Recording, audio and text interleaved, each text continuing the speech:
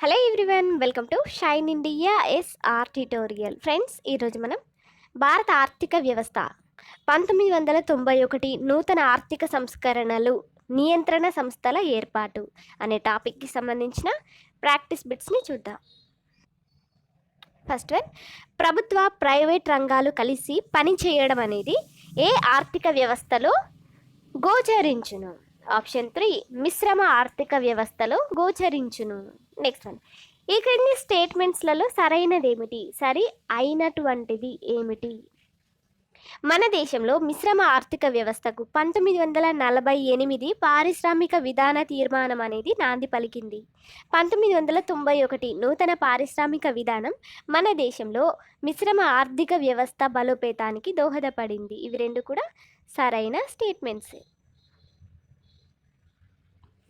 Next one, మన దేశంలో నూతన ఆర్థిక సంస్కరణలు ఎప్పటి నుంచి ప్రారంభమయ్యాయి? ఆప్షన్ 4, 1991 జూలై 24వ తేదీ నుంచి ప్రారంభమయ్యాయి. నెక్స్ట్ వన్, 1991 నూతన ఆర్థిక విధానంలో తీసుకున్నటువంటి ముఖ్యమైన చర్యలకు సంబంధించి సరైనది ఏమిటి? ఆన్సర్, స్థూల ఆర్థిక స్థిరీకరణ చర్యలు, నిర్మాణాత్మక సర్దుబాటు చర్యలు రెండు కూడా తీసుకున్నటువంటి ముఖ్యమైన చర్యలు.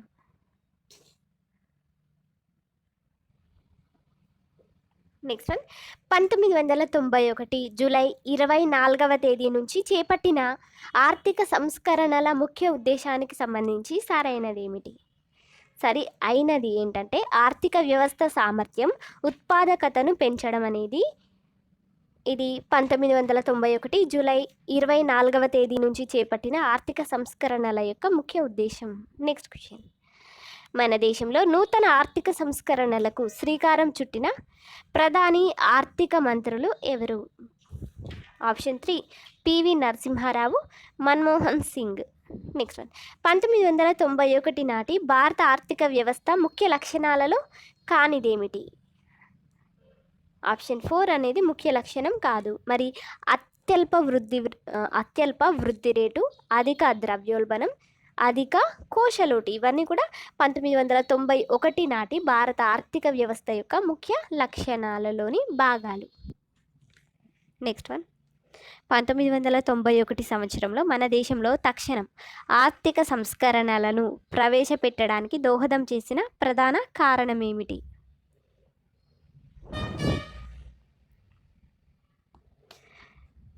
ఆన్సర్, విదేశీ మారక నిల్వలు కనిష్ట స్థాయికి పడిపోవటం, విదేశీ చెల్లింపుల సమస్యను అధిగమించడం కోసం దేశ బంగారంను తాకట్టు పెట్టాల్సి రావటం ఇవన్నీ కూడా 1991 సంవత్సరంలో మన దేశంలో తక్షణం ఆర్థిక సంస్కరణలను ప్రవేశపెట్టడానికి దోహదం చేసిన ప్రధాన కారణం. నెక్స్ట్ క్వశ్చన్, 1991 నూతన ఆర్థిక విధానం యొక్క ముఖ్య లక్షణాలకు సంబంధించి సరైనది ఏమిటి? ఆన్సర్, ఆర్థిక వ్యవస్థలో పోటీ వాతావరణంను పెంపొందించడం, విదేశీ వ్యాపారంను ప్రోత్సహించడం, ప్రభుత్వ రంగ పరిధిని కుదించడం. ఓకే, ఆర్థిక వ్యవస్థలో పోటీ వాతావరణంను పెంపొందించడం, విదేశీ వ్యాపారంను ప్రోత్సహించడం, ప్రభుత్వ రంగ పరిధిని కుదించడం. నెక్స్ట్ వన్, 1991 నూతన ఆర్థిక విధానంలో భాగంగా చేపట్టినటువంటి నిర్మాణాత్మక చర్యలలో సరైనది ఏమిటో గుర్తించండి. పారిశ్రామిక విధాన సంస్కరణలు, ప్రభుత్వ సంస్కరణలు, ప్రైవేటీకరణ సంస్కరణలు, విదేశీ వాణిజ్య సంస్కరణలు. నెక్స్ట్ వన్, 1991 నూతన ఆర్థిక విధానంలో భాగంగా చేపట్టిన స్థూల ఆర్థిక స్థిరీకరణ చర్యలలో సరైనది ఏమిటి? ఆన్సర్, అధిక ద్రవ్యోల్బణంను నియంత్రించడం, బీఓపీలో కరెంట్ అకౌంట్ లోటు సమస్యను తొలగించటం, కోశ లోటును నియంత్రించడం, సామాజిక రంగ విధానాలు ఇవన్నీ కూడా. నెక్స్ట్ వన్, 1991 నూతన ఆర్థిక విధానం యొక్క ముఖ్య లక్ష్యాలలో కానిది ఏమిటి?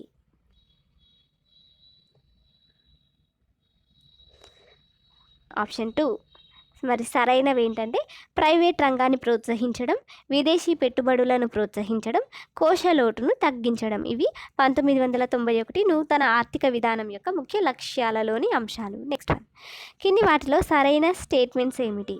సరైన స్టేట్మెంట్స్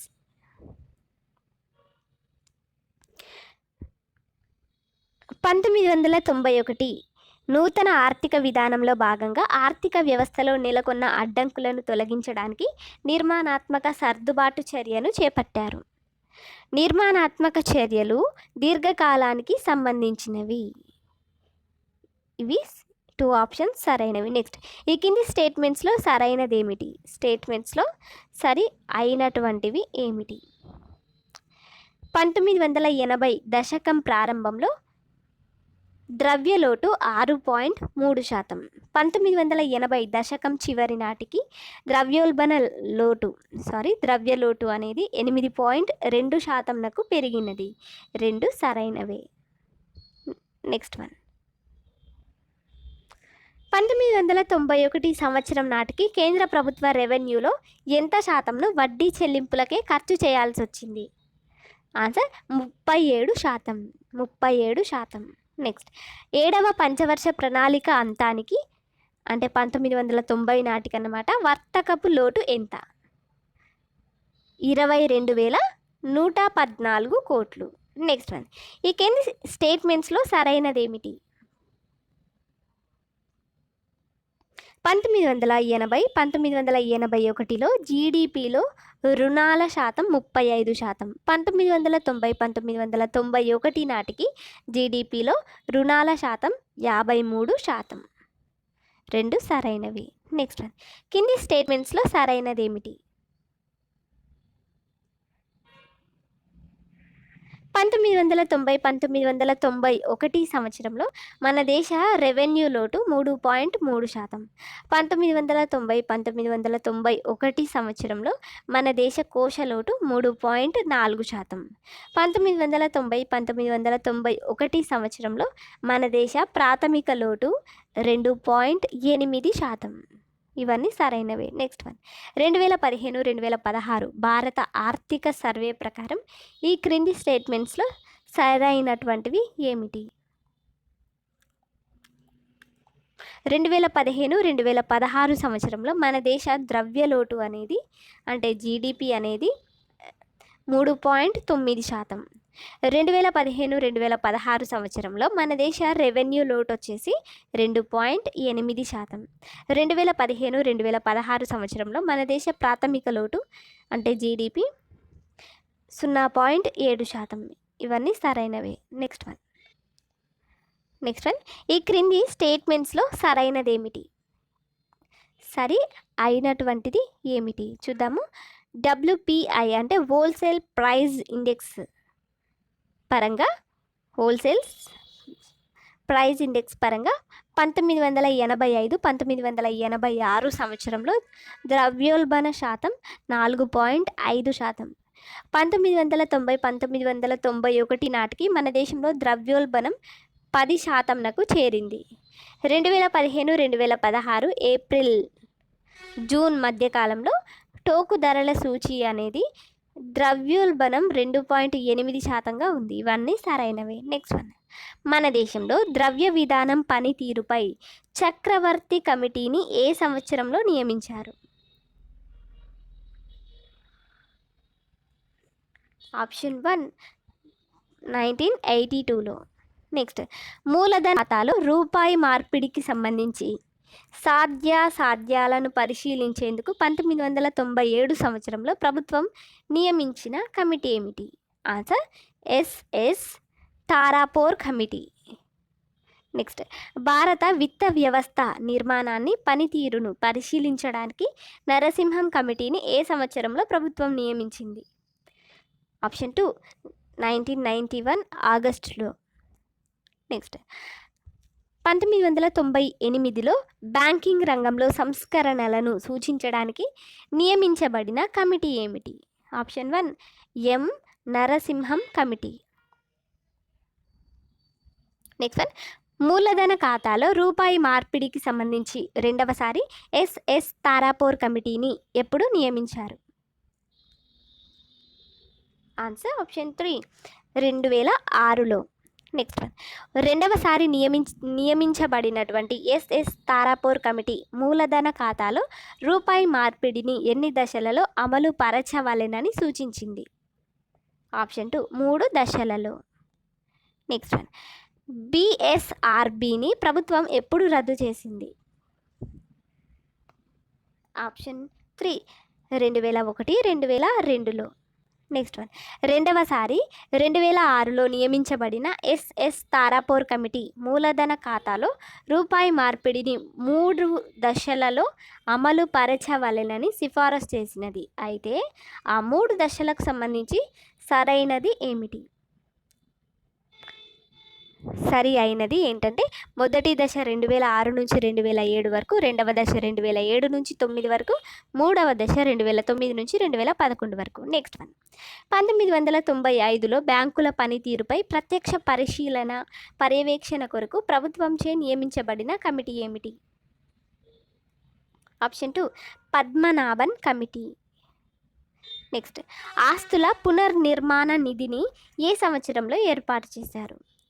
2002లో. నెక్స్ట్ వన్, మన దేశంలో వాణిజ్యాన్ని పెంపొందించడానికి వీలుగా లిబరలైజ్డ్ ఎక్స్చేంజ్ రేట్ మేనేజ్మెంట్ విధానంను ఎప్పుడు ప్రకటించారు?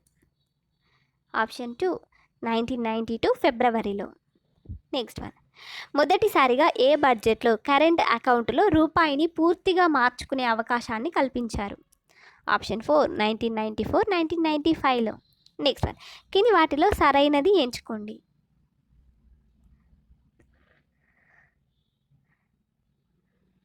బ్యాంకుల పనితీరును మెరుగుపరచి ఖాతాదారులకు మెరుగైన సేవలను అందించేందుకు గోయిపోరియా కమిటీని నియమించారు.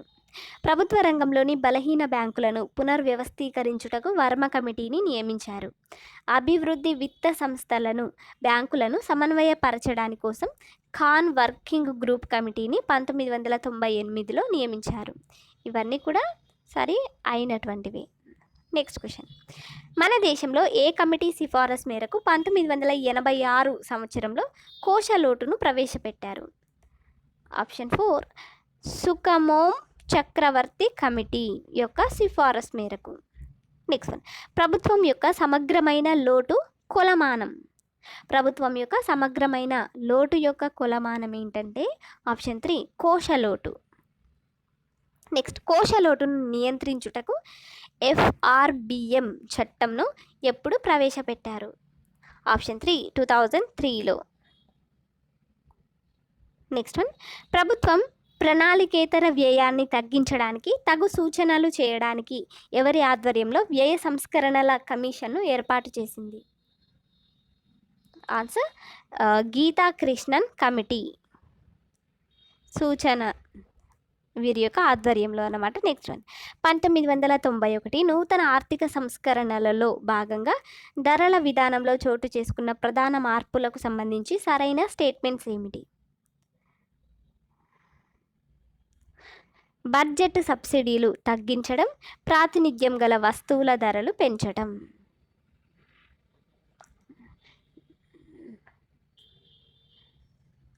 నెక్స్ట్ వన్, నూతన ఆర్థిక సంస్కరణల్లో భాగంగా రూపాయి మార్పిడికి సంబంధించి తీసుకున్నటువంటి చర్యలలో సరైనదేంటో గుర్తించండి.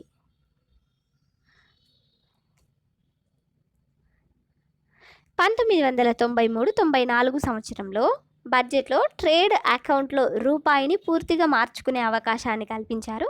1994-1995 సంవత్సరం బడ్జెట్లో కరెంట్ అకౌంట్లో రూపాయిని పూర్తిగా మార్చుకునే అవకాశాన్ని కల్పించారు.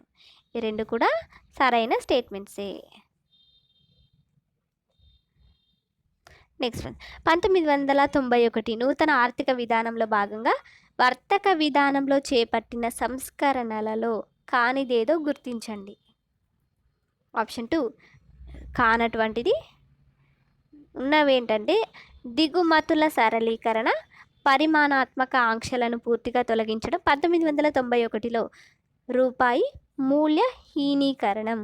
ఓకే, ఫ్రెండ్స్, మీకు మా వీడియోస్ కనుక నచ్చినట్లయితే లైక్ చేయండి. అలాగే మీ ఫ్రెండ్స్కి తప్పకుండా షేర్ చేయండి.